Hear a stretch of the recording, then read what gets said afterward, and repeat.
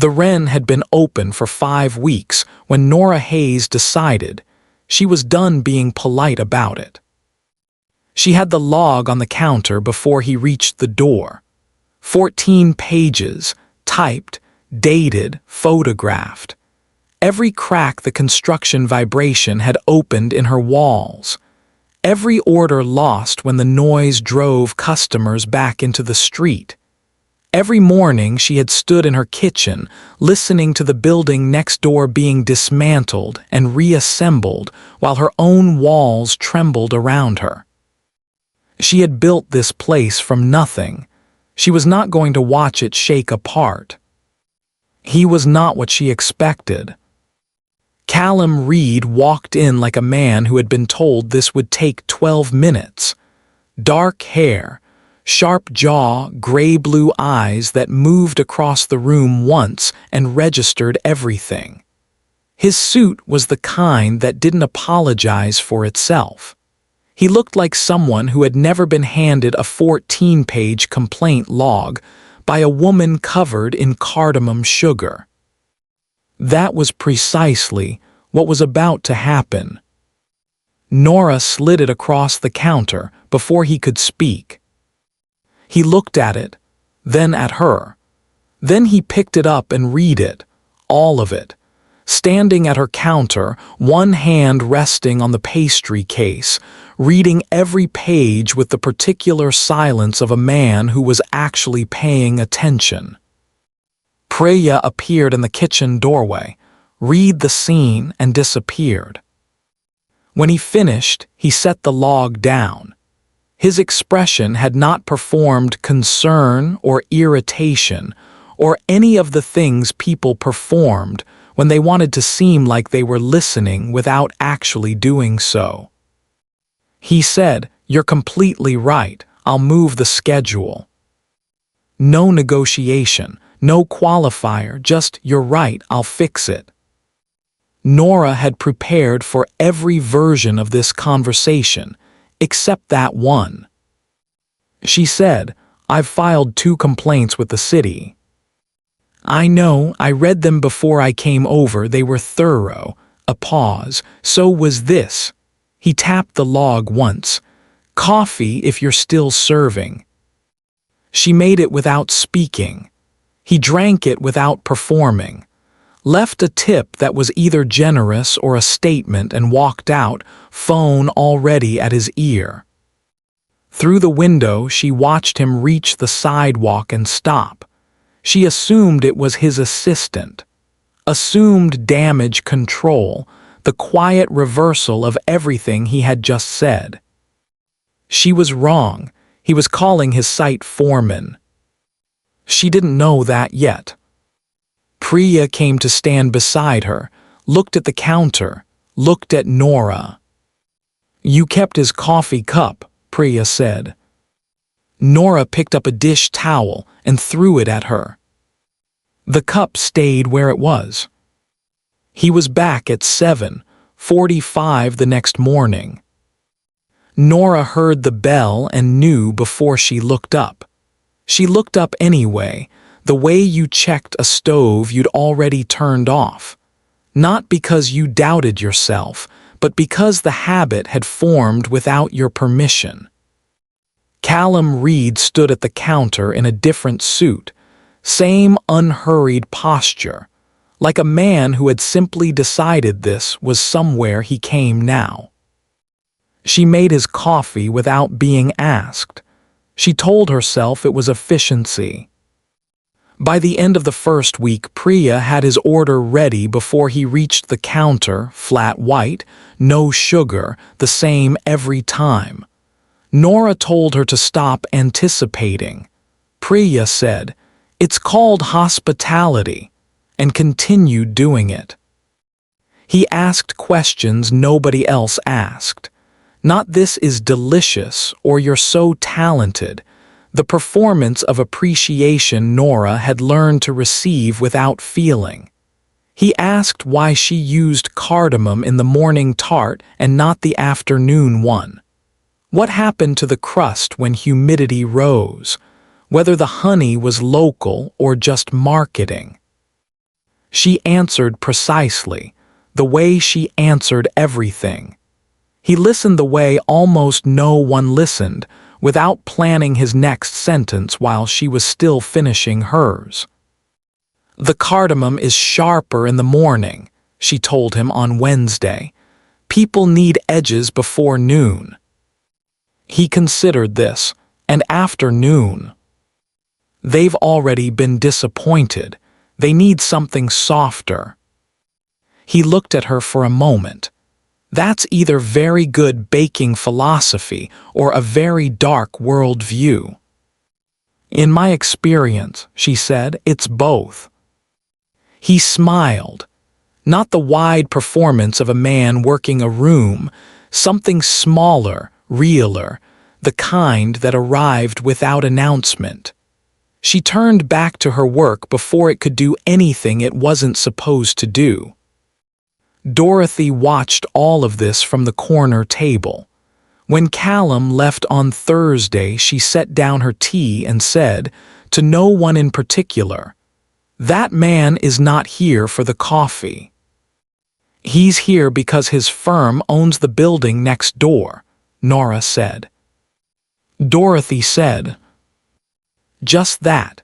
Just with the untroubled certainty of a woman who had been right about too many things for too long to bother arguing. On Friday he came in at 7:40, didn't order, and said the construction crew would be running quiet until 10 a.m. on Saturday. She had a custom cake due at noon. She hadn't told him that.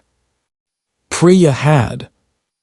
Nora stood at the counter after he left, holding that information, that he had asked, arranged, and said nothing, and felt the specific unease of a woman whose defenses were built for the wrong kind of man. It was a Tuesday when everything Nora had built between herself and her own instincts came apart. She was finishing a batch of olive oil cakes when Sandra from the Neighborhood Business Association leaned against the counter with the expression of someone delivering gift-wrapped news. Sandra was not malicious. She was something more dangerous, well-meaning, and imprecise. "I just thought you should know," Sandra said, in the tone that preceded nothing good. "Reed and Strand has been circling ground-floor tenants in their new developments. Apparently Callum mentioned the Wren in a meeting last week." She tilted her head. "A case study in neighborhood character. I'm sure it's fine." She took a complimentary shortbread and left. Nora stood still with a spatula in her hand. Case study. She had heard those words before. In a stainless steel kitchen 3 years ago, from a man named Marcus Chen who had called her technique instinctive, and fascinating the same month he filed paperwork putting her recipes under his name. He had studied her, documented her, made her legible to people with money, then absorbed her into something bearing no trace of her name. She had spent 18 months rebuilding everything from that. She was not going to let it happen again. Case study in neighborhood character. The wall went up fast, efficient, total. She was good at walls. She had built the last one from scratch and it had held for 18 months, and she saw no reason this one would be any different. Callum walked in at 8:15 the next morning. She greeted him with a smile that was technically correct, warm enough to be professional, empty enough to mean nothing, made his coffee, slid it across, moved away before conversation could form. He noticed immediately. What she hadn't expected was how carefully he said nothing about it, the restraint of a man deciding not to push, which was its own kind of pressure. He tried once, everything all right. Completely, she said, just busy. He left. came back the next morning to the same careful distance, and the morning after. That evening, Priya found her rereading the complaint log at the prep table. "You're doing it again," Priya said. "I'm being careful." "You're being afraid and calling it careful." Priya wiped the counter without looking up. "You've decided who he is before he's finished showing you. Those are not the same thing as evidence." Nora opened her mouth. "The cardamom tart," Priya said quietly. "You changed the recipe on Wednesday. He noticed Thursday and asked why. When did anyone last notice something that small?" The question sat in the kitchen without an answer.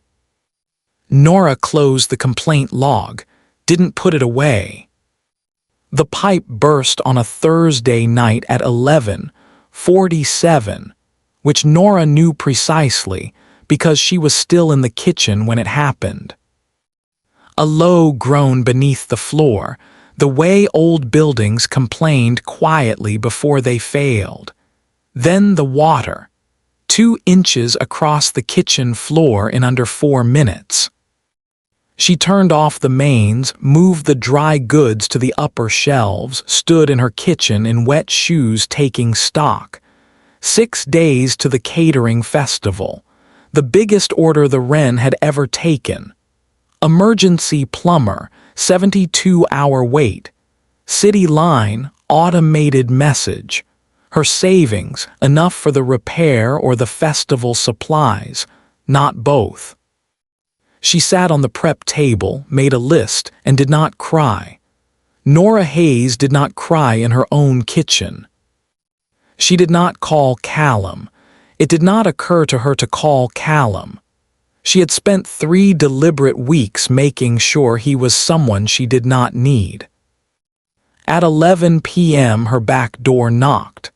Sal, the Reed and Strand site foreman, said there was a city infrastructure issue adjacent to the construction site, a pipe connecting to the building's mains. His crew's liability.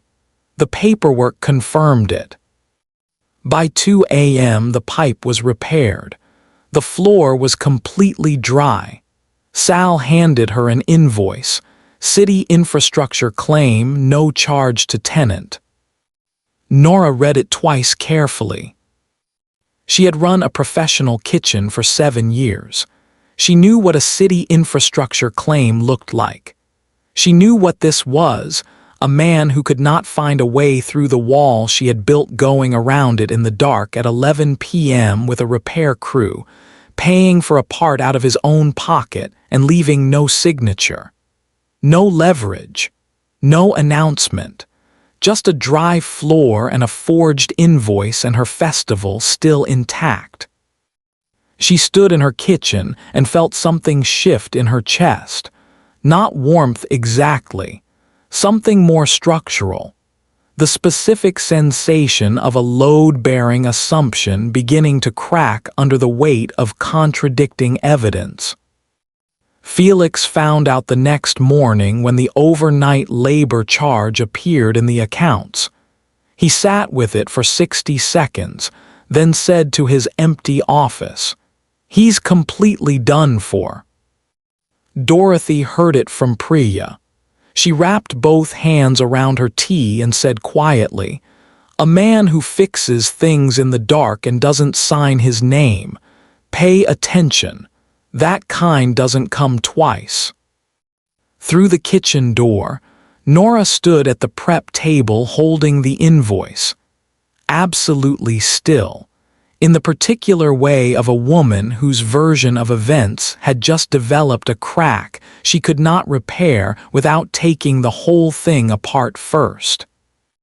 Priya waited until the morning rush was over, the last customer gone, the espresso machine cooling.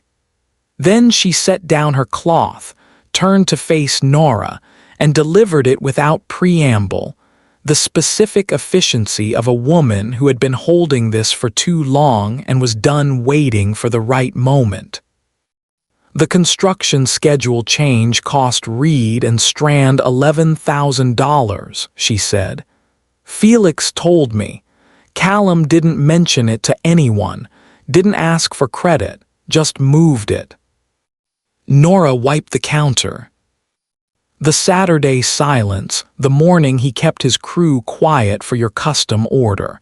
He arranged that the day before without being asked and said nothing about it. Priya's voice didn't rise, it never rose. The festival set-up day, he cleared his entire calendar. Felix assumed it was a site visit. It wasn't. He spent it watching delivery trucks arrive at your back door. Priya. The building next door. A pause precise as a cut. He's been approached 3 times by a national chain offering twice the market rate. He turned them down every time. The Wren stays next door because he decided it does. Nobody asked him. Nobody knows. I know because Felix can't keep anything from me longer than a week. The kitchen was quiet. The oven hummed. The case study comment. I tracked it down. Priya folded her arms. It was in a presentation about preserving neighborhood character in new developments. He used the Wren as an example of what the block should protect, not absorb, not leverage, protect. Nora had stopped wiping the counter. Her hand rested flat on the surface, still. You accused the wrong man, Priya said, not unkindly, accurately. The silence that followed had the particular weight of something true landing in a place braced for something else entirely. Nora felt it in her sternum, the specific ache of having been wrong not carelessly, but carefully, with full conviction about someone who had done nothing to earn it. I shut him out for 2 weeks, Nora said. Yes. He came back every morning anyway. Yes. And then he fixed my pipes. Yes, Priya looked at her steadily. Without signing his name, without telling you, without using it to get back through the door you'd closed. Nora pulled the invoice from her apron pocket, carried for 3 days without asking herself why, and set it on the counter between them like evidence at a hearing she had called against herself. She untied her apron, folded it neatly, set it beside the invoice. Priya stepped aside without a word. Nora looked through the window at the building across the street. 7th floor. One light on at 9 p.m., the same light that had been on every night she had locked up and looked, which was every night, which was something she had never examined until now. She had built every wall she ever owned from the outside in. She had never once tried walking through one. She opened the door and crossed. The 7th floor was quiet. Most of the building was dark by 9 p.m., the kind of institutional dark that settled over office corridors when the day's business had been thoroughly concluded. But his light was on. It was always on. She had looked at it every night for 6 weeks from across the street without once asking herself why she kept looking. She knocked on the open door. Callum was at his desk, jacket off for once, sleeves rolled, blueprints spread in front of him with the distracted focus of a man trying to work and losing the argument with his own mind. He looked up. The expression that crossed his face lasted less than a second, surprise, then something that was not quite hope but was hope's architecture, before he arranged it into something careful and still. She had learned to read the careful stillness. She knew now what it was covering. She stepped inside. The office smelled like cedar and drafting paper and cold coffee. On the corner of his desk, almost hidden behind a stack of permit files, sat a folded invoice, the original copy he'd kept. She looked at it. He didn't follow her gaze. He already knew what she'd seen. "I owe you the true version," she said. He didn't tell her she didn't. He waited. So she gave it to him. Marcus Chen, the Michelin kitchen, the stolen recipes, the precise, surgical way a man with power and patience could dismantle someone's work and absorb it into his own without ever raising his voice. The firing. The 18 months rebuilding alone. The way she had arrived in Wicker Park with a lease and a complaint log, and the absolute certainty that she would never again hand someone the ability to take what she'd made. She told him what the words case study had cost her the moment she heard them. She told him what it looked like from inside a wound when someone accidentally touched it, how the body responded before the mind could intervene, how the wall went up before she had decided to build it. She was not performing the confession. She was filing a report. Here is what happened. Here is the damage it left. Here is what I did to you because of it. He listened to every word, not the performed listening of a man waiting for his turn. The real kind that asked nothing in return. When she finished, the office held the silence the way good rooms did, without comment, without pressure, just space for the truth to settle. "I should have told you about the pipes," he said. "Why didn't you?" A long pause, the kind that meant the answer was true and he was making sure he gave her the real one. "Because I didn't want you to feel like you owed me anything." He looked at her steadily. "I just wanted you to be okay. That was the whole of it." Something dissolved in her chest, the last held tension of a woman who had been braced for impact for 3 years, finally understanding that not every structure was built to fall on her. She reached across the desk and took his hand, not dramatically, just took it. "Your brother," she said quietly. "Felix told me some of it. I want the real version, if you want to give it." He looked at her for a moment, the particular look of a man deciding whether the door he'd kept locked for 3 years was something he wanted to open. Then he told her. The money. The choice to be right instead of present. 3 years of competence as a substitute for the 2 words that would have cost him nothing, and that he had never been able to say. "I know what it costs," she said, "to protect yourself with work.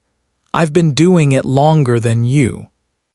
He laughed, a quiet, unguarded sound, the kind that arrived without preparation.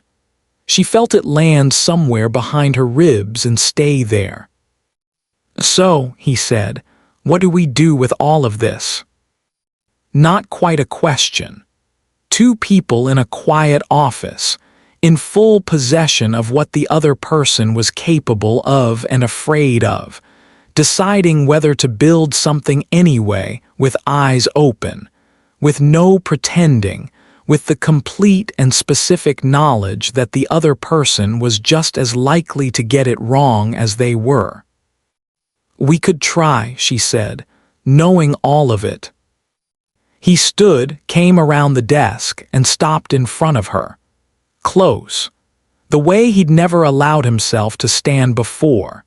His hand found her face, careful, certain, and she leaned into it before she decided to, the way you leaned into warmth without consulting the part of yourself that had learned to be suspicious of warmth. When he kissed her, it was quiet and complete, the kind that didn't need to announce itself, that had simply been waiting for the room to go still enough to arrive. She felt 3 years of careful distance dissolve in the space of one breath. She felt herself, for the first time since the kitchen at the Michelin restaurant, stop waiting for the thing that was going to take what she'd built. Nothing was going to take it. He had been making sure of that for 6 weeks without signing his name.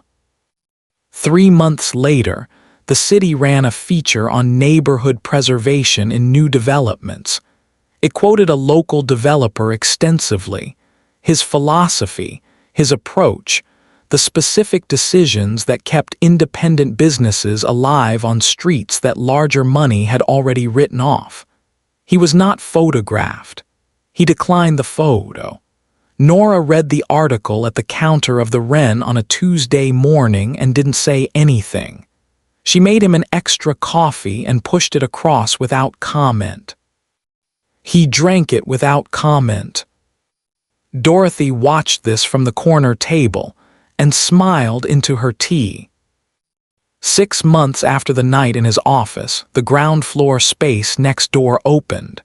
The sign in the window read, "The Wren, second location." She had signed the lease the week after that night. He had negotiated the rent himself and told Felix the number was not to be repeated. Felix told Priya within 4 days. Priya told no one. The number sat between them like a private joke neither of them needed to explain. 1 year after the first complaint log, typed, dated, 14 pages, handed across a counter to a man she had already decided was the enemy, Dorothy's corner table received a small brass plate. Callum had arranged it on a Tuesday morning before Nora arrived, screwed it to the wood with the same quiet precision he brought to everything he did in the dark, without announcement. It read simply, "Reserved. Always." When Nora arrived and saw it, she stood very still for a long moment. Then she looked across the room at him, leaning against the counter with his coffee, watching her with the expression she had spent 6 weeks trying to read and could now read completely. She picked up her piping bag, went back to work. Let the fullness of the moment sit in the room without making it smaller by naming it. There was one question she had never asked him. The original invoice, the one she had carried in her apron pocket for 3 days, the one she had set on the counter between them the night she crossed the street, had disappeared from his desk by the time she saw the office again. She had assumed he'd filed it. She had assumed a lot of things about him that had turned out to be wrong. She had never asked where it went. She thought about it sometimes. On quiet mornings when the Wren was warm and the city was still doing its indifferent thing beyond the windows and Callum was at his usual place at the counter, reading something, unhurried, the same way he did everything. She thought about the invoice and the question and the answer she didn't have. She had decided it mattered less than everything else she knew. But she had not stopped wondering. She had built the Wren from nothing, in a neighborhood that owed her no favors, with flour on her hands and a complaint log in her pocket, and the absolute certainty that she would never again hand someone the power to take what she'd made. She had not planned for a man who moved construction schedules and fixed pipes, and turned down twice the market rate, and kept coming back every morning without being asked, and without being paid, and without ever once asking her to notice. But here is what she knew now, standing in the kitchen that smelled like cardamom and coffee and everything she had built. The best things she had ever made, she had made alone. The best things she did not build alone at all. He came back every morning. He was the one who stayed.